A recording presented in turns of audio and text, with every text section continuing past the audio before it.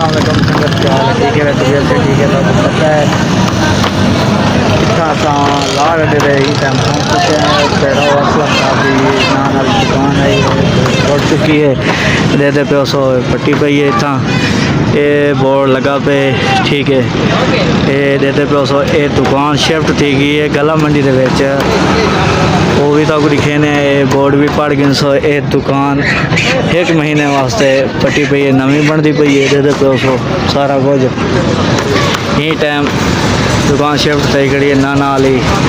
वो तक दिखे ने मंडी दे विच वो तक दिखे ने कित्थां बनी पई है क्या निज़ाम है उन्होंने ते परेशान भी हो सन ते को पता जिंदा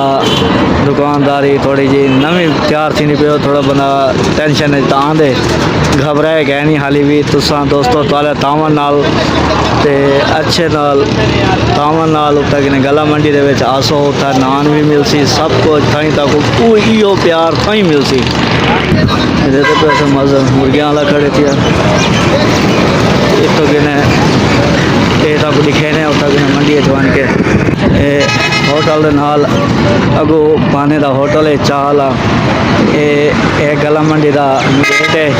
ये सामने दे पे सो दुकान है नाना दी नाल लेंदे पेन जवान वो भी तक दिखे ने दे पे सो उत्थे कि कपड़े का बैनर लवा खड़े नहीं ताकि वो पहले वाला पोस्टर लगा हुआ है ये दुकान है उत्ते कि पोस्टर भी लगा खड़े ये नान लगते पैंते जड़ा नवा तंदूर कहने वो भी तक दिखे ने ते राव साहब को भी मिलवाने हैं ये देखो ऐसे नवा नान नवे तंदूर दे नान हैं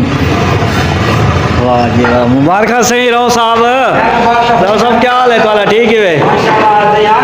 जी हाँ राव साहब पहले वो दुकानदारी दिखाई से वो त्रुटि पई आई उसे बैनर लगा खड़ा आई दोस्तों को आके सही था आसो ई दुकान दे थोड़ी जी परेशानी तो थी गई है साको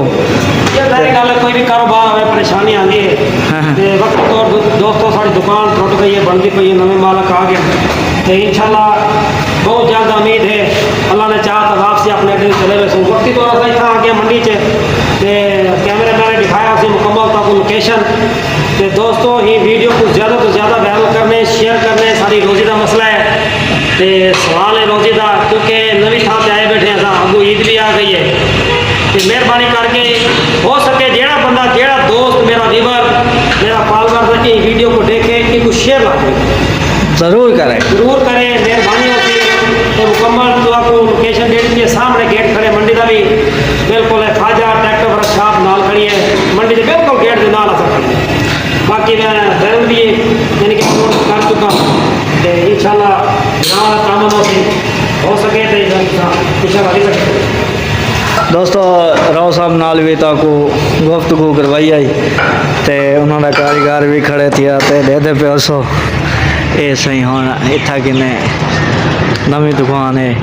इतना कि चौकी के नाल है ये दे पे गला मंडी जी चौकी है